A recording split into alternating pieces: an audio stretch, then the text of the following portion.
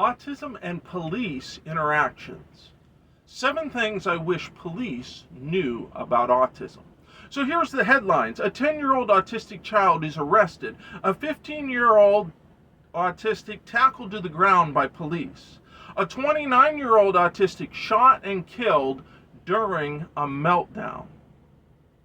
These are not isolated incidents. They're patterns. Patterns that repeat far too often in autistic community.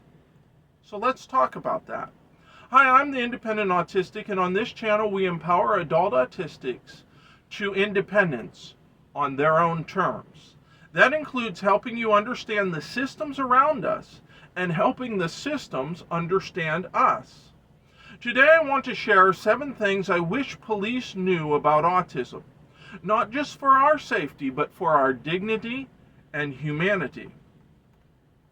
Number 1, we want to understand the command before we do it. Autistics like me often need a moment to process what is being said. It's not defiance, it's delay. And that pause can cost us everything in a police encounter. Too often police take that pause personally, as disrespect, as challenge, as threat. But it's not about ego, it's about clarity. Ego policing needs to stop. Number 2, not normal does not mean criminal. Just because someone's behavior is not typical does not mean it is suspicious. Flapping hands, avoiding eye contact, pacing, these are not crimes. They are often treated like they are. Police need to understand that not normal is not criminal. Number 3, we're not being rude. Autistic communication is often blunt or monotone. We do not show emotion in the way that's expected. But being blunt is not illegal. Not smiling doesn't mean we're dangerous. The police are not feelings police. Number 4, anxiety is not guilt. Anxiety is baked into our autistic experience, especially under pressure. Our hands shake, we have shallow breathing, we avoid questions. None of this is signs of wrongdoing. They are signs of being overwhelmed. And police lights, sirens, and raised voices, they don't help. Which brings me to my next point. Number 5, Simon says policing must end. You can't follow 5 shouted commands all at once. Hands up, don't move, get down, walk back, stop resisting. It's overwhelming.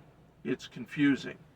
Clear, calm commands one at a time with time to respond. That's what works. Number 6, lights and sirens can trigger fight or flight. Flashing lights and blaring signals may signal police presence to a neurotypical brain, but to us it can be a sensory overload nightmare. That rush of stimuli, it flips a switch in our brain. Not a conscious one, but a survival one. We may not be trying to start a chase, but our brain and body is in flight or fight. Number 7, going rigid or stimming is not resisting arrest. When overwhelmed, many autistics go into shutdown. We freeze. We might rock or flap or hum. That's not aggression. That's regulation.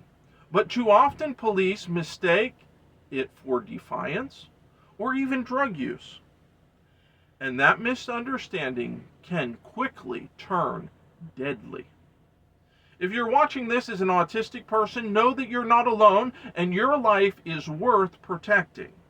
We deserve safety. We deserve to be understood. If you're watching this as someone in law enforcement, please take the time to learn. Our lives depend, literally, on your willingness to pause, listen, and adapt. If you're a young adult autistic struggling at home and want more independence, then the Autistic Bridge to Independence is just what you've been looking for. It's a 5 ebook guide to your independence. Check the link below and get it today.